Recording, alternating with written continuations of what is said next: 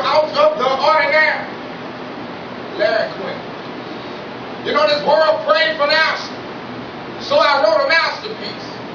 Actually, I got tired of the lies that hide behind every catastrophe.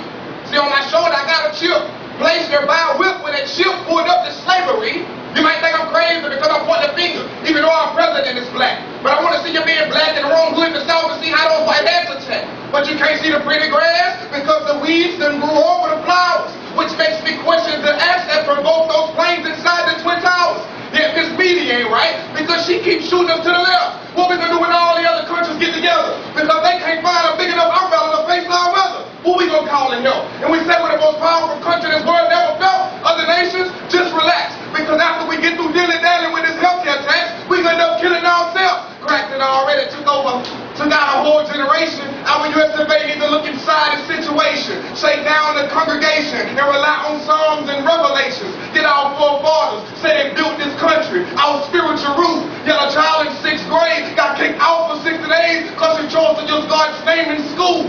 Who we trying to fool? And the Bible says the world is coming to the end when you can't tell the seasons apart. And it's going after Thanksgiving and all through Christmas. In Louisiana, we wore shorts. Earthquakes in Haiti that inspired a nationwide cry for relief from all the pain. And Mr. New Orleans got a little comfort now from Miss Katrina because they got a Super Bowl full of saints. You better take what I say to the bank and your money out before Wall Street crash. Our country needs some narcotics, anonymous of these, because it's getting high off oil and gas.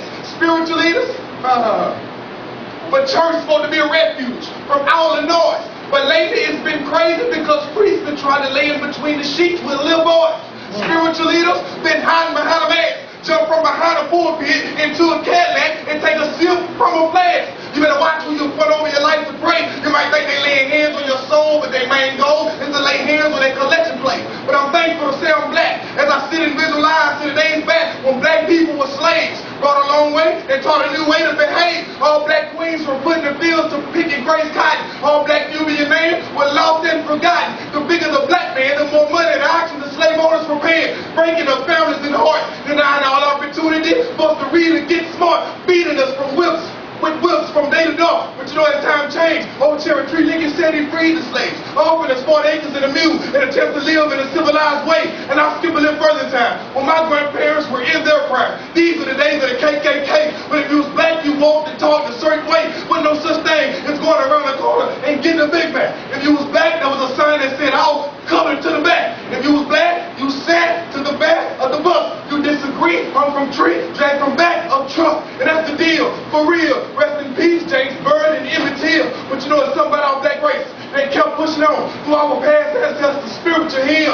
We kept driving on, and we were blessed with a little spark by the pride of a righteous woman named Rosa Parks, a black woman that refused to get to the back of the bus. Through all the Niger names on short feet, she touched, and when she sat with pride, boycott. Us black people refused to ride. One blow, a black race will bring, and we were blessed with a king that had a dream through the streets of Alabama. Dr. King Mark speaking the gospel and the truth of Jesus Christ, saying that everyone under God should have none violence towards his next life, knowing one day through racism his day will come, but through his righteousness he snatched our freedom, and his will had been done. I didn't walk.